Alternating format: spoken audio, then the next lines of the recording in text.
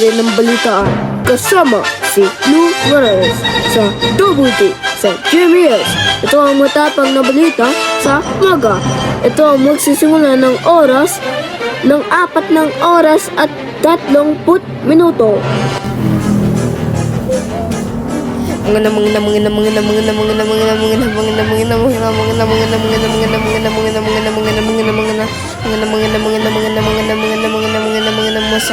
Magandang Sabado, magandang umaga. At dito sa pagbabalik ng GMS, G4 TV ng kasundsundin, kasabay ng G4 TV na at tapos GMS News TV. Lahat sa mga kaibigan na isang magsaservisyo sa totoo lamang na matatagpuan na po yung balita na pwede gawin ng tama kapag ito lahat ng mga balita. Kapag ito, lahat sa mga balita, ito ng balita na ngayon na isang balita na ang pag-uunang balita na nasa FM ng 642 kHz na radyo ang balita. Walang interrupt sa balita at walang maingay sa balita kung walang tao at mag-iilaw ng balita sa maliwanag na balita. Sa pagbabalita na ngayon na isang bahagi ng totoo.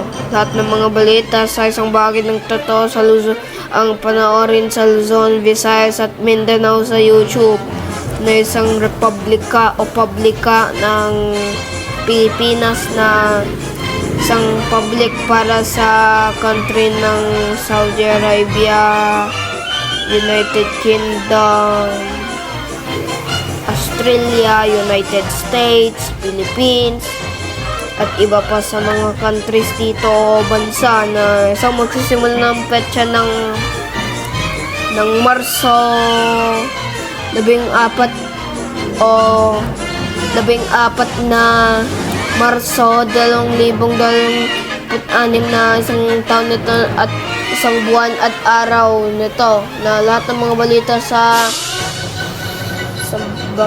balita para sa linggo ng maraming linggo sa mga balita na isang petsa na lahat na isang balita na pagbabalita na ngayon ng sambahan ng totoo na magsaservisyon ng totoo ay dapat yan ng isang bahagi ng totoo. Kapag ito na lahat ng mga balita sa mga tao nasisipon na to sa isang point. Pwede lahat ng mga balita sa isang bahagi ng totoo.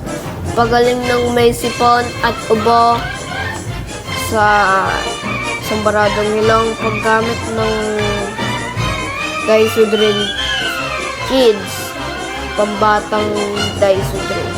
Lahat ng mga bata nang nagiinom ng gamot na ako'y nagiinom ng gamot. Ito ng pagaling na may sipon o pangubo na isang asmalin, salbutamol na napapagod na sila kapag yung gamot iinom ng paracetamol o salbutamol, asmalin na balita na